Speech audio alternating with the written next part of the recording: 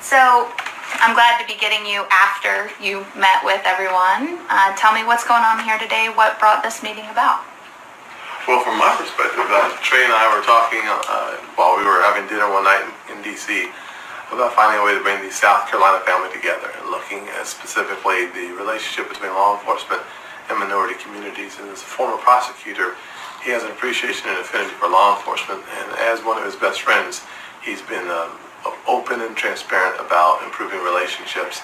And what we've discovered over many meals together is that folks who eat together and play together are folks who are willing to understand and appreciate a different perspective. So the goal today and the goal in the future meetings that we've established is just to have an opportunity to get folks who are like-minded, i.e. wanting a better South Carolina, and to make stronger the family unit here in South Carolina.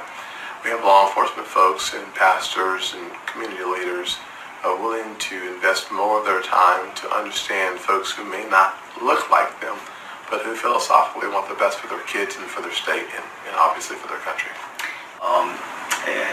He's right. I heard about the shooting of Mr. Walter Scott from my senator, and I heard about the shooting at Emmanuel Church from my senator.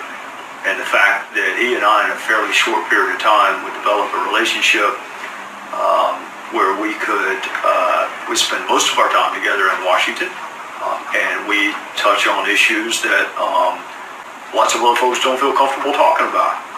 My background is in law enforcement, but yet I need his perspective as someone who has had interaction with law enforcement that I've never had. Now, if you look at the two of us, I look like I'm much more likely to rob you than he does. He looks like a CPA.